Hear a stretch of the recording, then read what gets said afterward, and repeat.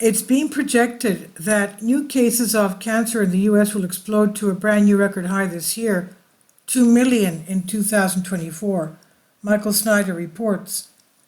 We're witnessing an explosion of cancer in the United States that is absolutely unprecedented.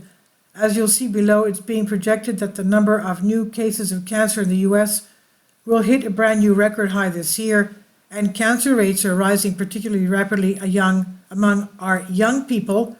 There have been so many prominent individuals in the news that have been diagnosed with cancer recently, and so many people that I personally know that have also been diagnosed with cancer recently. I'm sure that most of you also personally know people that have been affected by this disease. Of course, cancer has been one of the leading causes of death for a very long time, but we have never witnessed anything quite like this. According to the American Cancer Society, this year, the number of newly diagnosed cases of cancer will surpass the 2 million mark for the first time ever. Cancer incidence, however, is on the rise for many common cancers. In the coming year, we're expected to hit a bleak milestone. The first time new cases of cancer in the US are expected to cross the 2 million mark. That's almost 5,500 cancer diagnoses a day.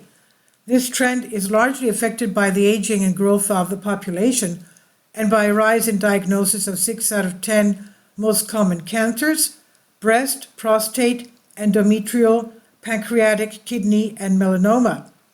The other 4 top 10 cancers are lung, colon, and rectum, bladder, and non-Hodgkin's lymphoma.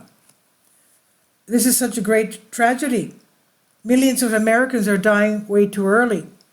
Once upon a time, cancer was considered to be a disease that would strike in old age, but now cancer rates among our young people are absolutely exploding. According to a new study published this week in BMJ Oncology, cancer rates worldwide have risen dramatically in people under the age of 50. Researchers examined data from 204 countries between 1990 and 2019. They found that there were more than 3.26 million early onset cancer cases reported in those countries in 2019, up from 1.82 million in 1990, an increase of 79.1%.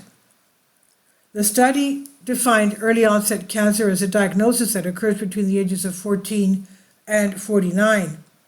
I don't know why researchers only looked at numbers through 2019. Personally, I would love to see what figures for the last several years look like. But everyone agrees that cancer rates among young people are surging like never before. For example, one study discovered that the number of women under the age of 25 being diagnosed with pancreatic cancer has increased by close to 200% since the 1990s.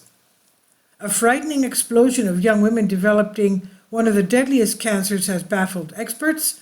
Rates of pancreatic cancer have soared up to 200% in women under the ages of 25 since the 1990s.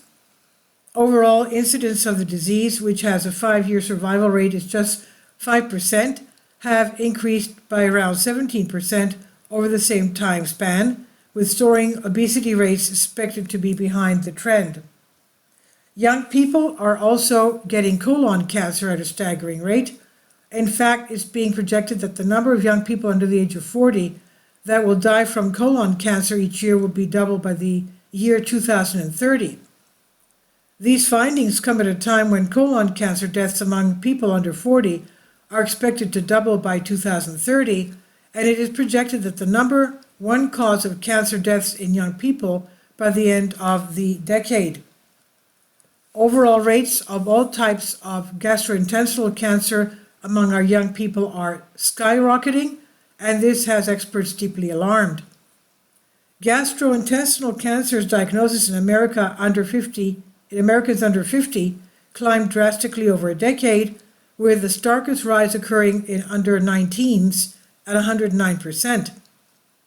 And the number of GI cancers among children are under 19 are more than double from 2010 to 2019, and overall incidence of GI, that's gastrointestinal cancers, among under 50s rose by 15%.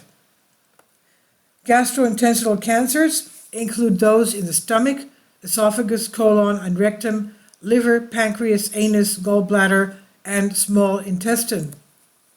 The fact that so many young people are getting cancers will mean lots of cash for the cancer industry during the years ahead. According to the CDC, more than $240 billion will be spent on cancer care in the United States on a yearly basis by 2030. Just think about that. That's close to $250 billion. If a cure for cancer was found, all of that money would go away. Unfortunately, cancer rates are likely to continue to go up. We're being told that approximately 40% of all Americans will be diagnosed with cancer at some point in their lives, but at the rate that we are going, it won't be too long before that figure hits 50%. Today, we live in a society that's incredibly toxic. Let me give you an example. According to one recent study, the air that we breathe as we drive our vehicles can literally cause cancer. Tens of millions of Americans each day breathe in carcinogenic chemicals that are woven into the interiors of their cars, a new study has found. While opening a window can help reduce the risk, only reforms can keep people safe.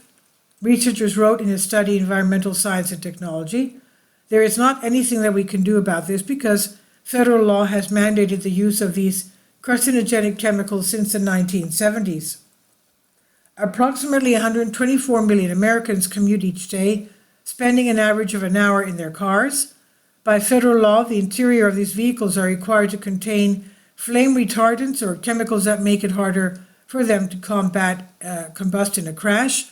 These chemicals have been a legally mandated part of modern cars since 1970s, when the National Highway Traffic Safety Administration, NHTSA, passed a law requiring their use. Let me give you another example. Most of our diets are heavily made up of sugary and fatty foods, and a study that was just conducted in Singapore has found that a compound released when the body breaks down sugary and fatty foods is linked to a higher rate of cancer. A study in Singapore looked at the effects of methyl glyoxal, a compound released in the body when the body breaks down sugary and fatty foods, on a gene that helps fight off tumors. In a first, the academics found that methyl glyoxal was able to temporarily shut off the BRCA2 gene's ability to protect against cancer forming and growing. Doctors have known for decades that eating junk food is linked to a much higher risk of cancer, even if the person is not obese, but that exact mechanism is still being understood. Needless to say, those two studies are just the tip of the iceberg. Our air, our water, our soil, our food, and thousands of products all around us are absolutely saturated with cancer-causing toxins.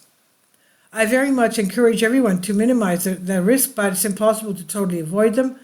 This is one of the reasons why I proclaim a message of hope to my readers, because the environment in which we live has been transformed into a toxic hell.